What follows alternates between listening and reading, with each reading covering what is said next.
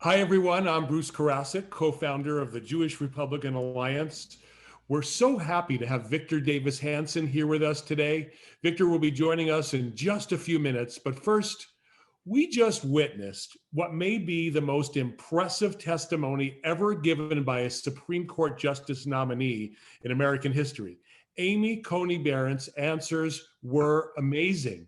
Lindsey Graham asked her to talk about her judicial philosophy and what it means to be a constitutional originalist. Her response was brilliant. She said, "So in English, that means that I interpret the Constitution as a law, and that I interpret its text as text, and I understand it to have the meaning that it had at the time that people ratified it. So that meaning doesn't change over time, and it's not up to me to update it or infuse my own policy views into it." Shortly after, law professor Jonathan Turley then tweeted out that this was one of the most strong statements he's ever heard on judicial philosophy in American and modern history. And she had no notes in front of her. If confirmed, this would make the third Supreme Court justice that President Trump had nominated and had approved during his first term: Gorsuch, Kavanaugh, and now Barrett. Of all the accomplishments that President Trump has had over his first term, this may be one of the most lasting. But with the presidential election coming up in just 2 weeks, the American people have a right to know as much as they can about the two candidates to determine who they're going to vote for or if they're just going to stay home. Joe Biden has continued to be silent on whether or not he would pack the Supreme Court if he was elected. He actually previously said that the American people don't even have the right to know his position. Just when we thought that things could not get any stranger in 2020, an abandoned laptop reportedly belonging to Hunter Biden shows up at a computer repair shop with incriminating emails regarding the Bidens and being on the take for influence and favors. The computer repair shop owner turns over the laptop to the FBI. And what's even more strange is the FBI probably had this laptop with all the information on it during the impeachment process. The New York Post runs a story about this, exposing all these emails over the past week, and Facebook and Twitter decide to censor the entire story. George Stephanopoulos, or we call him George Clintonopoulos, wouldn't even ask any questions of Joe Biden this week in his town hall regarding this issue. The American people have a right to know if one of the presidential candidates that's running is a crook. But in closing, there is some good news to report. Breitbart.com also reported that in a recent poll, in that over 70% of 4 Arab nations, including Saudi Arabia, is willing to normalize ties with Israel, even without a previous agreement between Israel and the Palestinians. That's major news.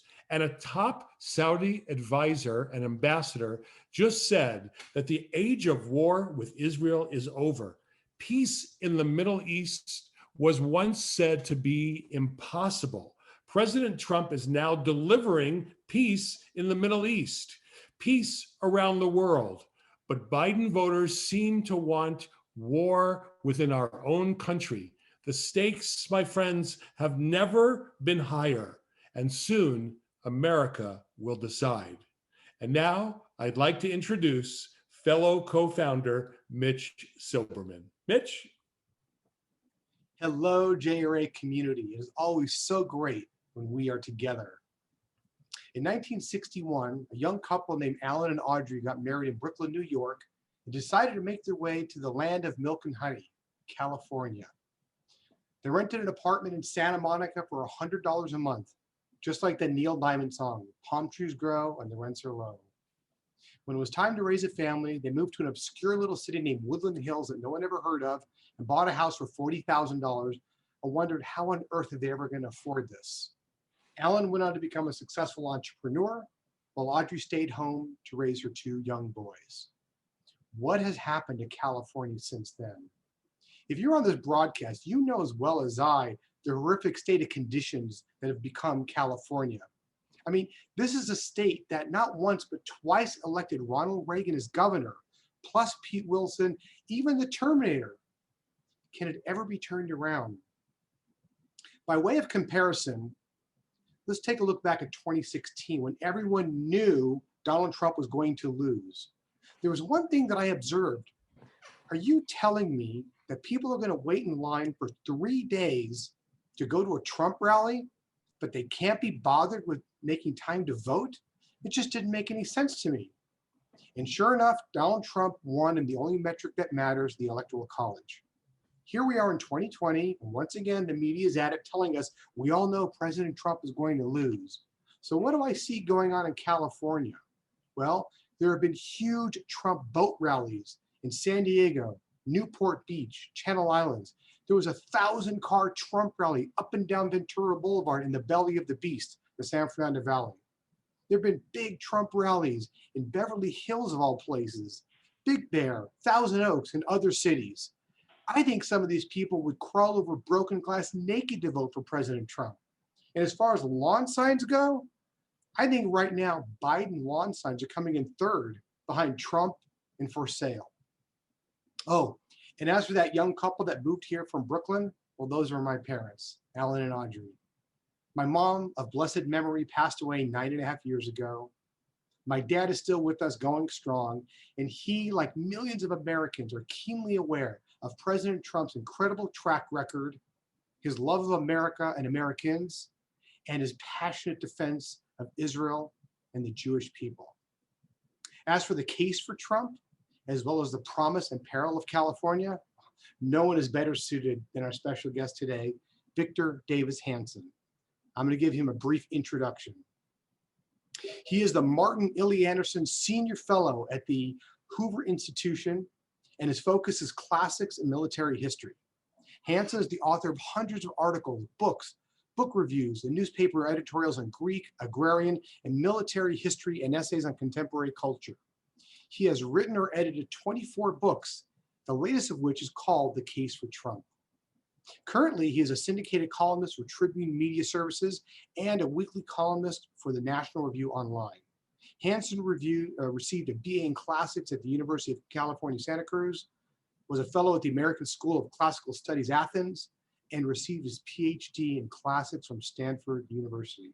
Professor, welcome. We're so happy to have you with us today. Just before we came on the show today, I read an article that Breitbart.com just posted today that an advisor for the Ukrainian energy company Burisma had an email in 2015 that Hunter Biden was expected to provide deliverables for the company, including the ultimate purpose of stopping cases, pursuits into the company's founder. My question to you is, where is this going? And do you think this will be the undoing of Joe Biden? Well, I think the details are now pretty clear. And I mean, by that, I mean, nobody in the Biden campaign is insisting that it didn't happen any longer. And even their lawyer wants the hard drives back. They would have no claim to them if they were fraudulent. They could sue them, but they wouldn't say, please give it back to us. So the question is, and I don't think there's any doubt about the importance of the contents of these communications, because they show without a doubt that Joe Biden was not telling the truth on numerous occasions. He knew all about what his son was doing. And it's even more disturbing that this was known to the FBI at a time when the argument or the narrative in the impeachment trial was that Donald Trump had somehow been out of line by asking questions about Joe Biden's involvement with the prior Ukrainian government. So what I'm getting at is everything that you say and imply is absolutely true. It's just a question of, will it affect the election? I think in itself, it won't be the most decisive criterion, but what's happening as we're looking at the IBD poll, the Democracy Institute poll, the Trafalgar poll, the Rasmussen poll, we're getting kind of an alternate narrative from Reuters and Politico, and they're fluid. By that I mean, if you look at them today, whether at the state or national level, they show in the last 6 or 7 days a continual insidious gain on the part of Donald Trump. In case of daily polls, that Trump beat the COVID virus, most of us would be in bed right now and we wouldn't be able to do our job. Instead, he's almost like a Nietzschean figure. He's out saying he feels better, and he's having these rallies. That was his signature force multiplier. Was shut out by the media. He did the rallies, 20, 30, 40,000, but more importantly, they were resonating on social media, TV, and people could see the enthusiasm and they wanted to be a part of it. That is continuing. In addition, he seems like he's smiling more, he's more at ease, he danced a little bit. He's not going back about the litany of unfairness, which is justified, but it has a saturation point. You know, the impeachment or the Mueller, he's kind of beyond that now. He's talking about the economy. He's talking about he's one with the muscular classes. I'm one of you. I took risks, just like you do every day, to feed and fuel us and supply us. That's a very good class argument. It trumps the racial identity politics of Biden. So on his part, he's doing very well, but this is a windy explanation of the email. I think it's one little bit of information that's starting to erode the Biden. So people are they understand now that Biden's son is a crook and Biden was not telling the truth. They understand that Biden is a virtual candidate and he has a virtual candidacy. When he goes out, there's no enthusiasm. They understand that Mike Pence defeated Kamala Harris in that debate. They understand that you can't have a debate system when one moderator is, whether vice president is writing a biography of Nancy Pelosi, or another one used to be an intern for Joe Biden, or the present one that we had in the town hall. Savannah Guthrie is married to a former Al Gore aide and Democratic operative. It's just too much after a point. And then you add the tech, social media monopolies and the bias. And I think they're just saying, I get it now, and I'm saturated with it. So this election was always about one of two things, whether 20% of the electorate was going to get into a fetal position and go like this and say, you know, I can't take the epidemic, I can't take the quarantine, I can't take the recession, I can't take the looting, make it all go away, and Biden will just, I don't like him, but he'll just make it all go away. Or, you know what, I'm tired of this, enough is enough, and then they'll vote for Trump. And I think that latter point of view in the last 3 weeks in the fashion of Ronald Reagan in 1980 is starting to take place. We always go back to 2016, but the better comparison is 1980. At this time, Ronald Reagan was about 7 points behind Jimmy Carter. We forget that. And he broke that wide open and won by 9.5, but not until the last 8 days. 7 days. Terrific. Professor, you are truly an expert in world history. I mean, your background is just remarkable. Is there anything in world history comparable to what we've been living through, both regarding the election and the pandemic, which are now seen to be intertwined? Well, the pandemic, I mean, we've had much worse pandemics. The 1918 pandemic was terrible. We've had polio epidemics, tuberculosis. I grew up with my father, who was a teacher, having to go every fall and get his chest x-ray on a little trailer out in front of his school. And every year there were 3 or 4 people they sent into isolation to tuberculosis. I grew up in the house I am now with an aunt that suffered from the 1922 polio epidemic, got polio, and never left the house for the next 60 years. She was so badly crippled. So we've gone through these things, and the social unrest, of course, I remember 68 and 69, but what is different this time is these things are weaponized. There were quarantines, there were epidemics, there was social unrest. Take the latter. If you were out on the streets in 68, you feared a crazy Democratic governor, mayor like Sam Yorty in LA, or Daley in Chicago, or Rizzo in Philadelphia was going to be tough on you. No more burning and looting. Or you knew that the DA wouldn't drop the charges. And you knew that if you were in a quarantine or medical decisions, there might have been some smoke room, back room finagling on the policy, but it wouldn't be weaponized in such blatant fashion. So every single issue is weaponized. And I think that reflects that the 60s generation now is in the court, they run the corporate boardrooms, they're in their 70s and late 60s. They run professional sports, they run the foundations, they run higher education, they run the media, they run Hollywood, they run entertainment.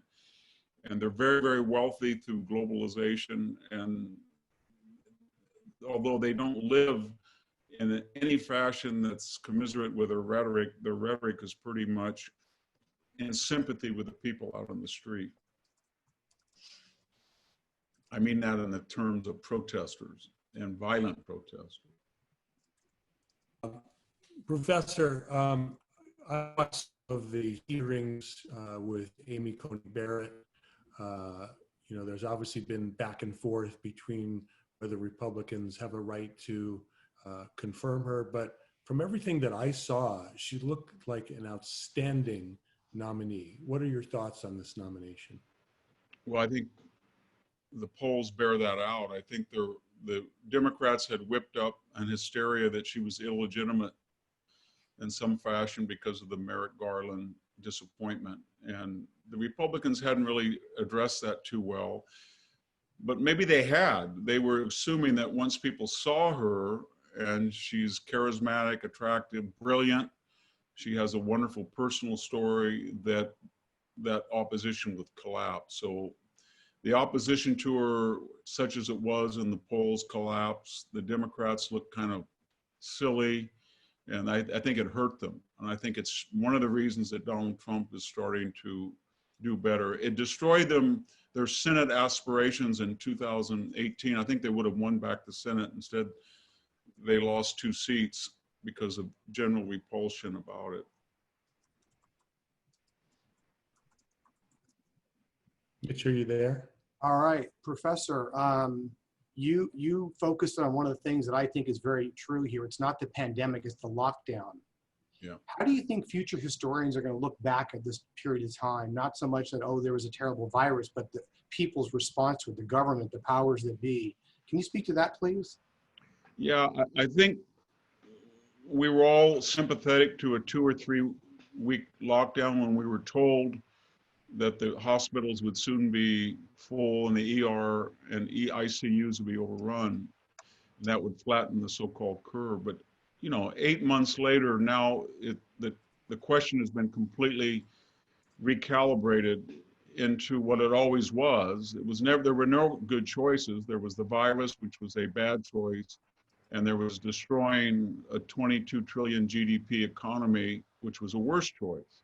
And by worse, I mean not just money, although people's livelihoods and with them their mental health were destroyed by this lockdown. But more importantly, as people have pointed out, mental health, familial, spousal, child abuse, missed surgeries, missed appointments with doctors, missed screening, all of those increased drug use, increased alcohol. I think we're learning already that that tab is going to be far more than the 210,000 that have sold, 15,000 that have died.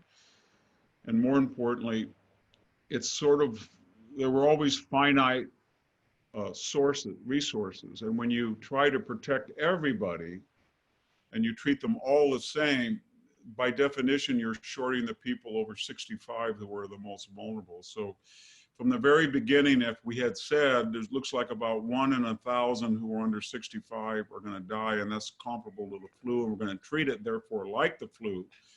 But for those over 65, it's a very dangerous disease, even if you recover. So what we're going to do with you is, if you're in a long-term home, we're not going to let anybody go in and out of that home. It's locked down. Even the staff will have to have trailers outside, and they'll have to be tested. And we're going to have special protocols, information for people over 65. And we didn't do that. All that said, we've learned so much about the disease that the death rate goes down every week of people who have it, even as the case load goes up, but we're forgetting that a lot of the caseload is going up because of we're testing 10s and 20 times more people than we did in March and April. So we're picking up asymptomatic people in a way that we used to not do that. So I think that the lockdown could be eased, should have been eased, and then people could have got the proper resources directed to the proper vulnerable population. Professor, we have some questions from our audience. Terry P is saying, and a couple others are asking this question. Typically, we know the result of the election on election night, but with all these mail-in ballots, sometimes we even know it by the exit polls, but with all these mail-in ballots and potential for fraud, how long is this going to go on? And will we have a result, in your opinion, on November 3rd? I'm a little bit more confident, not confident that the left won't try to do with those things that you outlined, but because I think it's most likely to be in states where you have a blue governor and a blue legislature and no red or Republican office, i.e. California, New York, Illinois, Massachusetts. And those aren't going to matter one way or the other, given the Electoral College. Reminding us, if you read the Federalist Papers, one of the arguments for the Electoral College, if you had voter fraud, it could be isolated to particular states rather than in a national referendum. So I'm not so worried about that. And then the states, this election, as we all know, is going to be decided in Florida, Nevada, Arizona, North Carolina, Pennsylvania, Michigan, Ohio, Iowa, Wisconsin, maybe Minnesota. And except for one or two of those states, there is at least one part of the legislature, of the bicameral that's Republican, and about half have Republican governors. So there are people watching that very carefully in a way that here in California, almost daily we hear a story of fraud and everybody just says, oh my God, I'm worried about my congresswoman or congressman. But other than that, it doesn't matter because this state's already been lost. So I'm a little bit, I would just add that I think you're going to get a big, as I said, a big swing in the Electoral College, that once these states start breaking, they're going to break all one way. Whatever mindset we're in these states where they're going to be decided by 20 to 200,000 votes, that once somebody makes up that decision like they did in 1980 or maybe 2016, they're going to be like dominoes. And so I don't think it's going to matter if there's a particular state. It's not going to be 2000 where we're fighting over Chads in Florida that determine the entire state. And again, it's just going to be a question of how many of these swing voters are going to blame Trump as commander-in-chief in a Katrina-like situation that he's somehow culpable. And that's what the only real campaign the Democrats have, is that he caused the virus, he caused the depression or recession, he caused the rioting, he caused the lockdown, versus at some point, we're tired of all this, we're tired of the bias, we're tired of all these institutions that are trying to recalibrate America. But once that voter makes up their minds, I think it's going to be right down the line, and we're going to have a pretty wide margin in the Electoral College, even if the national vote's pretty close. Well, from your mouth to God's ears, we're having a lot more questions come in. There's an anonymous one asking about California. Because of your background, your family history here, people ask all the time, can California be turned around? We have a great question from the audience that would love to know what you think about California. Well, we have to ask what made California what it is. I mean, if you look at the last 60 years, the majority of those years were run by Republican governors, whether it was Ronald Reagan or George Deukmejian or Pete Wilson or Arnold Schwarzenegger. And we even had, as I said, George Christopher or Sam Yorty in the major cities that were Republicans. So what happened? And three things happened. One, 7 to 8 million people the last 25 years left, and they were the upper middle class and middle class Reagan voter, conservatives, and they left because the high taxes and regulations they did not see were worth what they got in exchange: poor schools, high crime, no infrastructure, and high electricity bills and gas tax. They just didn't see that it was worth it in a cost-benefit situation. And then we had over 10 million people in that 30-year period come from Mexico illegally. And now 27%, and from Asia, 27% of Californians were not born in the United States. And so that new constituency was courted by the Progressive Party. And that so far has gone overwhelmingly, that constituency, into the second and third generation. I'm not sure it'll go into the fourth, as it did not with Italian Americans. But so far, that has changed. But I think the biggest tessera in that mosaic is the $4 trillion market capitalization of Oracle, Apple, Facebook, Twitter, Google, all of that concentrated into Silicon Valley. And what that did was that said to the state, there's going to be such global wealth here that your progressive agenda doesn't have to be realistic, practical. It can be insane even, and these people are going to pick up the cost in some ways. We have about 2% of the state, about 170,000 households, of 2% of the tax-paying households that pay 50% of the income tax. And so far they have not, some of them are leaving because they can't deduct their state income taxes. But that's what happened. And so then for it to get better, are people going to come back that are conservative? No. Are people in Silicon Valley going to change their ideology? No. So we're left with one alternative, and that is the largely Mexican-American or Latino population. And I'm looking out my window at my hometown, which is about 90% Mexican-American. At what point do they say, I may be liberal, but I don't like late-term abortions. I may be liberal, but I don't like to pay $3.50 a gallon when everybody else is paying $2. I don't like it to pay 24 cents per kilowatt hour for electricity. I don't like it when I can't breathe because the state or the federal government in partnership with the state won't clean up the forest and we got smoke everywhere. I don't like it when the 99 freeway or the 101 is still a death trap and we have the highest taxes. I don't like looking at this half-built Stonehenge monstrosity called high-speed rail over the Fresno skyline. So when that demographic says, I don't want to hear anymore about identity politics, or I don't want to have to trill my name. I'm John Gonzalez. I don't have to be Juan Gonzalez. And I'm done with that. I'm sick of it. When they start to flip, they will flip very quickly. And we saw that with Italian Americans around 1960. So if your name is Cuomo or Giuliani, nobody can ascertain what your politics are, in a way that if you say your name is Lopez, the Democratic Party pretty much says, you ain't Mexican if you're not going to vote for us.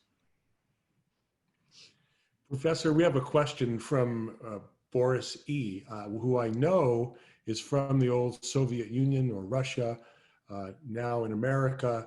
And his question is, as a historian, do you see any similarities between the US today and Russia in January 1917? I do, in one sense. And that was, as we all know about the Russian Revolution, the Bolsheviks were a minority. And we do know that Lenin was put on a train by the Kaiser to create and foment a revolution to take this Russia out of the war. But Lenin would have failed had it not been for what I would call the original Kerensky liberal. And these were socialist liberals that had these very naive ideas that they were going to have a constitutional monarchy, something like Britain. The Tsar maybe could stay in power for a while, and then he would gradually, over a generation, empower the Duma, et cetera, et cetera. In other words, they had no idea about whom they were working with. Lenin was a thug, he was a Bolshevik, he was a communist. From day one, he wanted to destroy all constitutional Republican ideas in Russia. And he used that group. And even there were aristocratic moneyed interests who thought, you know, just as the wealthy people in Germany thought they could deal with Hitler, so too, the great landowners, industrialists, they all thought, I don't like World War I. We're losing. It's killed over 2.5 million Russians. Maybe these Bolsheviks, they'll be okay, and then I'll just give them money and they'll leave me alone. And that's sort of where we are with a lot of what I would call old-fashioned Biden liberals or independents. They look at Antifa or Black Lives Matter, and they have no idea what they're dealing with. If you said to them, they're going to change the whole idea of America. It's not going to be 1776, it's going to be 1619. They're going to have mandatory admission and hiring based solely on race. The NBA is basically going to be a megaphone for China. We're going to have a wealth tax. We're going to have Medicare for all. We're going to have a new Green Deal. We're going to have open borders. They're going to say, no, Joe Biden will take care. Joe Biden won't take care. He's a Kerensky-like figure, only much weaker. And as soon as they're elected, believe me, we're going to hear from the New York Times and the Washington Post something along the following. We've had disturbing rumors coming out of the Biden administration that Joe Biden bumped into a wall, or he couldn't recall where he was. These are very disturbing, and they beg the question of whether Kamala Harris may have to, under this new commission inaugurated last year by Nancy Pelosi, assume powers through the 25th Amendment. He'll be considered as weak and fragile if he wins in a year than he's considered robust and dynamic now by the left, because he's just a totem, an empty vessel who's supposed to, like a helium balloon, float up and get across the finish line with this moderate facade, and then the undercarriage of hard leftism will be there. He'll be deflated and they'll have no use for him. He knows that. I think everybody does. Hopefully it never comes to fruition. Yeah. You said something similar to Judge Janine last week, told us she thinks of him as a Trojan horse, and I think you're saying the exact same thing. Another one of our attendees is asking, what do you think will be the outcome? Obviously, if you're on this broadcast, we want President Trump to win. You wrote the case for Trump. If President Trump does win, what do you think the left's going to do? We cannot imagine they're going to simply shrug their shoulders and say, well, we gave it our best shot. Well, they're not going to do much, because there's going to be, first, there's going to be a lot of finger pointing, just like there was at Hillary. But they're not going to have a resistance anymore, because they've tried that. They've tried Mueller. They've tried impeachment. If Trump wins, he will win the Senate. That's for sure. And if he wins by a large electoral college, there's a 50-50 chance he'll have the House. If that's true, they have no power. If they start to riot, he will call in federal troops, because there's no political downside anymore. He's not up for re-election. The only possible dangers are, I think all of us are very worried about some of the statements of the retired military. We had these people that were our heroes, Colin Powell or Admiral McRaven, or General McCaffrey, or General Hayden. They've all been General Mattis, and they've all come out and said things that he was equivalent to Mussolini, or he used Nazi-style tactics, or he should be gone sooner than later, or sooner the better. And so that's something to worry about. But I think that he would call in federal troops and restore order. And then there would be a big fight on the left, and it would be sort of like 1972 when McGovern took that party over the cliff, and the left said, well, it wasn't us, but the centrists said, you broke the rule. Ever since JFK, we can't get anybody to win unless they have a Southern accent, and they can fake it like they're centrists. So we always win with LBJ. We always, and they would go back to that. They win with Bill Clinton. They win with Jimmy Carter. They won the popular vote with Al Gore. Until Obama, they lost with Northern liberals like, Mondale or Dukakis. So I think there'll be a big fight, and the left will say, well, Biden wasn't left enough. We should have had somebody like Harris or Bernie. And the right will say, no, he played along with you guys. You blew it. And that'll be a big civil war, I think.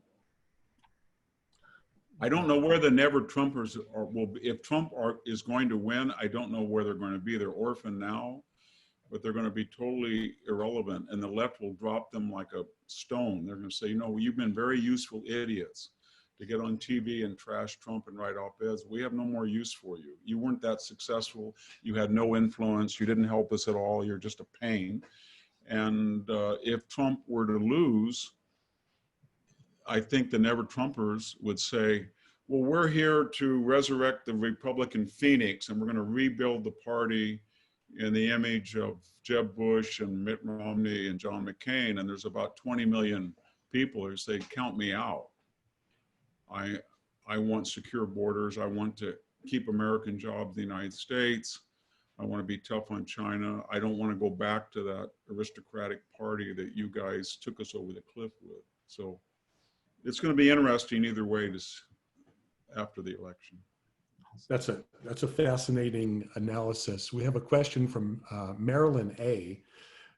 I don't know if you saw the interview with Nancy Pelosi and Wolf Blitzer. I did. Regarding the bill that they're trying to pass for coronavirus relief. And it got a little heated, and Nancy Pelosi accused CNN of basically being a shrill for the Republican Party, which was actually laughable.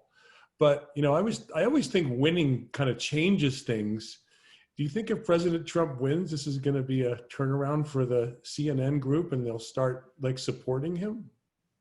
It's hard to know. They created Donald Trump because they gave him about $1 billion in free publicity, to the chagrin of Marco Rubio and Cruz and the other candidates. But the problem the media doesn't understand is that when you become a ministry of truth and you are obsequious and you're toadish to your masters, they don't appreciate that. They treat you with contempt.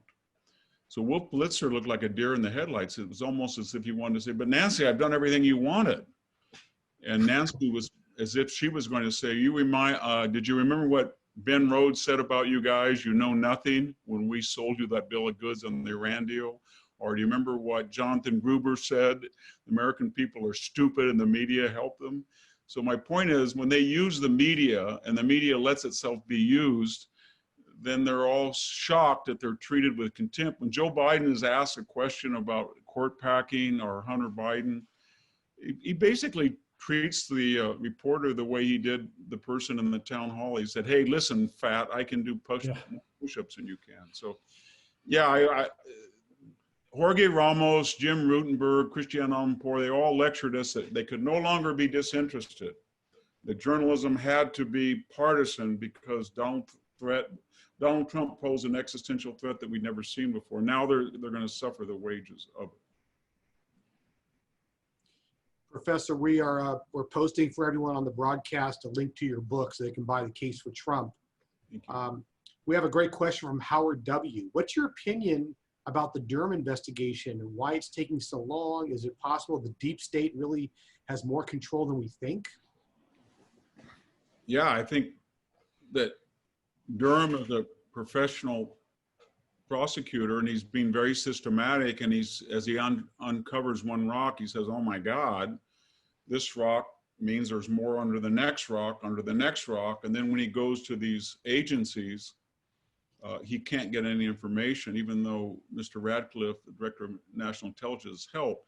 But Donald Trump has done a lot of things right. I think two things that he was forced to do, or at least his advisors told him that he was forced to do, was to keep Gina Haspel as the CIA director and Christopher Wray as FBI director. And I think both of them were deeply compromised by the Russian collusion hoax.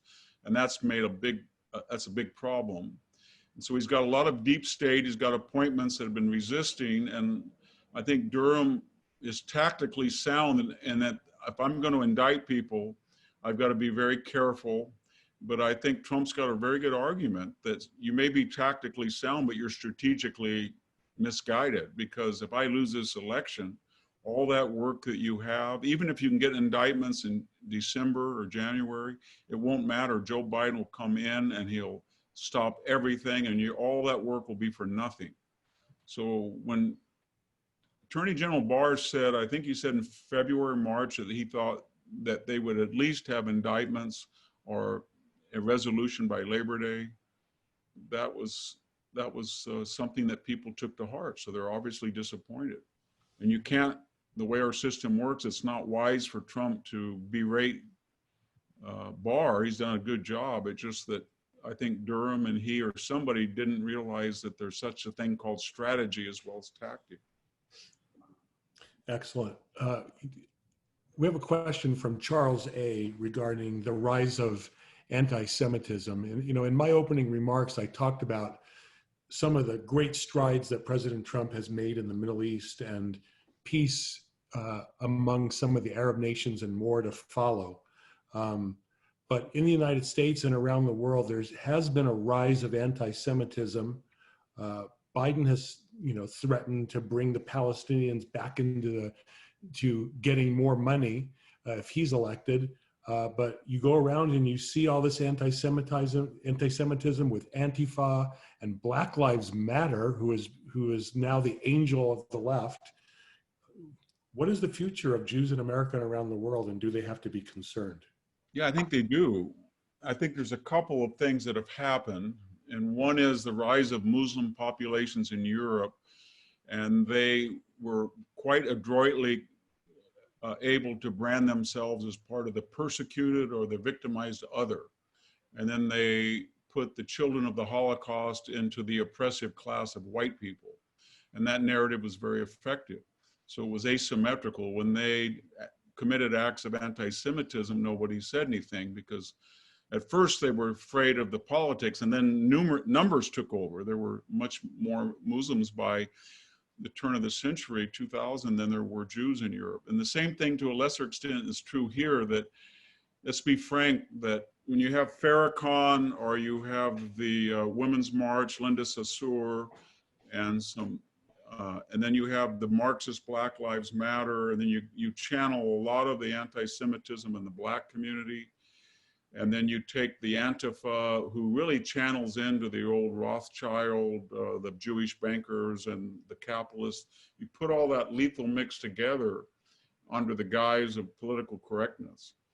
And basically they're saying Jews are white people, which they are, but they're basically saying you're not at all separate from other white people.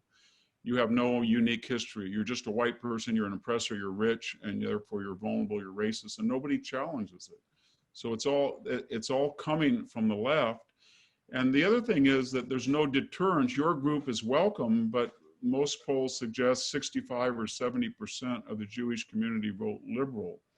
And that means that the Black Lives Matter or the European left or Antifa knows there's not going to be a Chuck Schumer or Dick Durbin or Dianne Feinstein to stand up and say, how dare you say that? You should be ashamed of yourself. They're just not going to do it because of the political atmosphere involved. So there's not anybody who can stand up and say, look, when we all grew up, and I grew up in the 50s, I never met anybody who was Jewish till I was 18 because I lived out on the farm. But I grew up with this, when I would talk to local farmers, and they were of all different ethnic backgrounds, Indian, Armenian, they always say, oh, the Jews in New York they always control the plum market, or they control the raisin sales. It was always this conspiracy. So when I finally met people who were Jewish, I thought, wow, these guys don't have anything to do. My parents were Democrats, and they'd always laugh at the ignorance. But my point is, it all came from the right, anti-Semitism, most of it.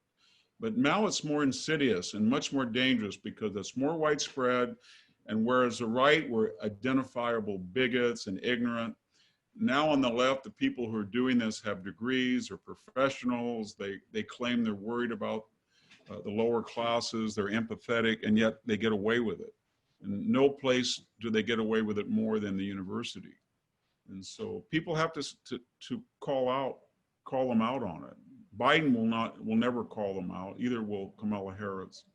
So I am worried, because if you can tell me anybody in America who I don't think that the Anti-Defamation League or a lot of the mainstream Jewish organizations are going to speak out against their political allies.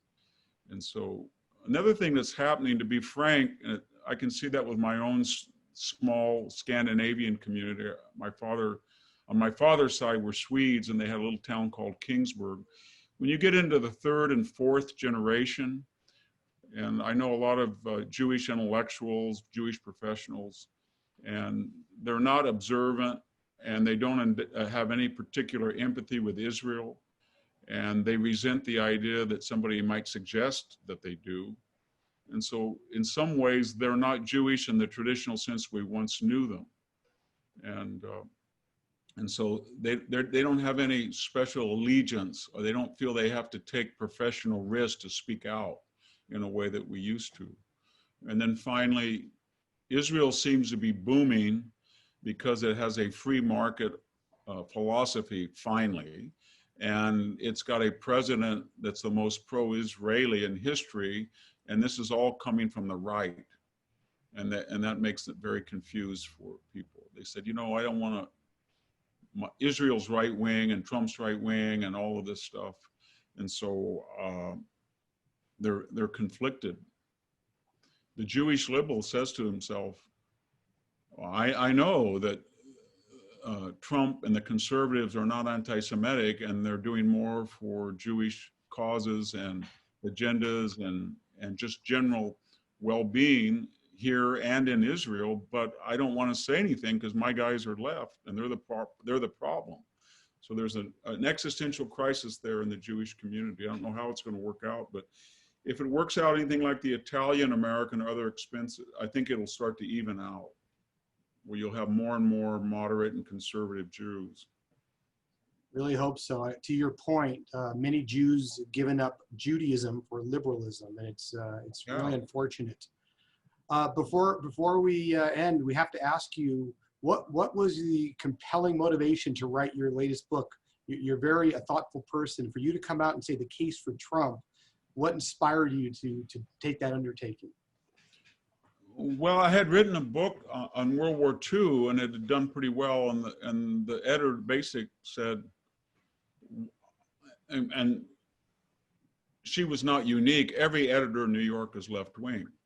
So she said, how did this guy win right after the election? And I said, I think I could tell you. And she said, and I talked to her for about 20 minutes, and she said, why don't you write about that? And I said, well, that's a career-ending book. But I said, if I can call it How Trump Won, and so it doesn't seem to be a pamphleteering type of book, I'll do it. So I wrote it very quickly, right after the election. I tried to be analytical. I talked about his foibles. I came up with the conclusion was he was like a Shane or High Noon character, or the Magnificent Seven, all that John Ford archetype. It comes from Sophocles, of the guy that the exasperated community can't deal with an existential problem. The existing institutions don't seem to work, so they call this guy in with no political or municipal experience, and they're shocked about his methodology and his comportment, but he solves problems. And then when things start to getting good again, they want him out because they can't believe they ever did. And so that's part of Trump's problem, that he did a lot of the things people wanted. And I was just listening to a phone call that was leaked by Ben Sass, and he goes on a big tirade about the Nebraska senator, about Donald Trump and all the bad things he's done, but he doesn't list any of them specifically. And yet then he talks about all the good things that he likes. And if any careful listener would just say, well, you just listed everything that Donald Trump did, you idiot. But he didn't, he couldn't make that. So that was kind of the theme of the book. And then of course, when the marketing got over, they said, there's so many books, why Trump won or how this happened, that it doesn't move people. So we're going to call it the case for Trump. And I said, well, could we make it a case for Trump? And they said, you're wishy-washy, it'll never sell. So they came up with the title, and the book sold 1/3 copies, but it really got a lot of people angry that I have to deal with in academia and the intellectual world. So they were right about the resonance of the title But I think a lot of people who read the book said, wait a minute, this isn't just why we should vote for Trump. It's why we did vote for Trump and why he came out of nowhere and why he probably won't disappear for a while. So why did you call it the case for Trump? And I said, I used to complain about it, but I don't anymore because it apparently was a successful title, even though a lot of people, I get that question every day. Why did you call it this? How dare you? Or better yet, how dare you call that book that way? Well, we highly recommend your book to our listeners. I have one final question for you. The Jewish Republican Alliance is and has been uniting and energizing conservatives to take action on behalf of America and Israel for the last 4.5 years. We're now nationwide and our mission is growing. I would love to hear your thoughts on any words of support or encouragement or advice that you could give us. Well, I've been a big supporter of Israel for the last all of my life, but I've never seen Israel in a better geostrategic position than it is now. In one way, that's due to Barack Obama's insane policy to favor the Persian Shia crescent and kind of fold in Syria, the Assads, Hezbollah, Iran, and empower them as a weight to Israel and the Gulf monarchies. And all that did, when Trump came in, he demolished that insane idea, but it made the enemies of my enemies friends easier. And so now we have on every front, if you think about whether it's energy independence or the ability to export natural gas or new alliances with countries that were shy, whether it's Greece or Cyprus or some of the European countries.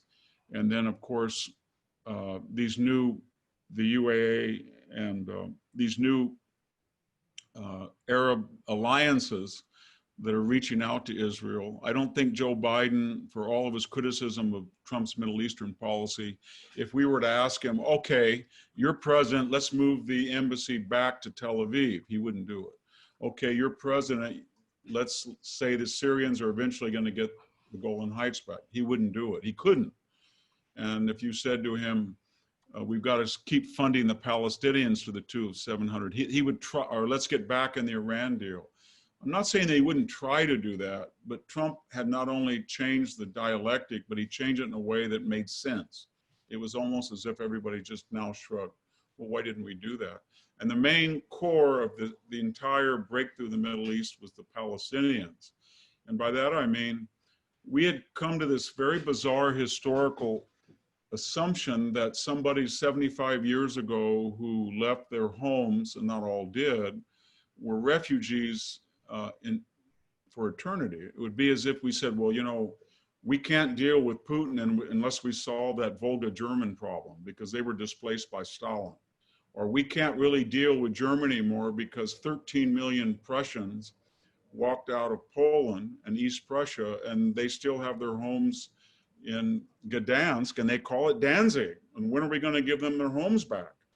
And the point is that there is no such thing as a professional refugee. And most importantly, we have about 1 million Jews throughout the Middle East that were ethnically cleansed after the '67 war and even before that, and nobody said a word because they got on with their tragic lives. Unfortunately, that their lives were wrecked, but their descendants are now members of Israel. So everybody said, what's this Palestinian thing? And so it was a mirage. It was like the emperor with no clothes. And Trump came along and said, I don't know what you guys have been doing for 70 years, but the emperor's naked, guys. There's no such thing as a Palestinian. I'm not going to play this game anymore. And once you eliminate that, and at Hoover, and you get interviewed, you talk to journalists and people from these countries, and they'll say to you off the record, thank God we were getting tired of fighting wars and losing for the Palestinians while they engaged in terrorist activities and ruined our brand. And now please don't bring them back again. And then when you juxtapose that with the booming economy of Israel, and you go to the West Bank, there's already flow over that's occurring, and you can see what's going to happen, that if the United States retains some sanity and it keeps this Trump policy in perpetuity, eventually the Palestinians are going to just be like anybody else in the world. They're going to get up in the morning, have a good job. The economy is going to be booming. And most of the Arab world, or at least the people who speak Arabic, are going to be very concerned about their ancient enemy in Iran, as long as that government is in control, that theocratic government. That's going to be the Middle East question. It's going to unite the United States and Europe, I hope, and the Arab world against the real threat. So I think everything, when I hear somebody say Trump's foreign policy is in shambles, I ask, well, tell me what China, tell me Russia, what we've been so tough on, tell me Europe, and they don't. And then they go to the Middle East, and I think, wow, Israel has never been in such a secure position. And that's saying something when we have a crazy lunatic government in Iran that wants to destroy it the moment it gets nuclear weapons. I was terrified during the Iran deal because I knew that they were on fast track to get a nuclear weapon. And I knew that any Republican nominee would probably not do a thing when they came in. And had Donald Trump not been elected, we'd still be in that deal, and they would have a weapon within about 3 years from now, and they would use it. So I think we've dodged a bullet. Professor, can I ask you Victor another Davis question? Hanson, thank you so much for being our guest today of the Jewish Republican Alliance. We wish you well. We hope you come back again to see us. And we encourage everyone to take a look at your new book. Thanks Thank you. again. Thank you. We'll see you. Thank you, Professor. You were Thank terrific. you. Well, everybody, that was really a great show. We were so happy to have Victor Davis Hanson join us today. If any of you would like to see some of our past shows, and I get these requests all the time, where can I see them? Just go to youtube.com, search Jewish Republican Alliance, and you can see all of the past shows that we've done with so many great guests this year. If you would like more information about the Jewish Republican Alliance, just go to jewishrepublicanalliance.org, or you can see our Facebook, our Twitter page, our Instagram page. We're active on all social media platforms, but we need your help. If you'd like to join the Jewish Republican Alliance, go to our website, jewishrepublicanalliance.org, and join. If you want to make a donation to help us carry on our mission across this great nation, go to our website and do that.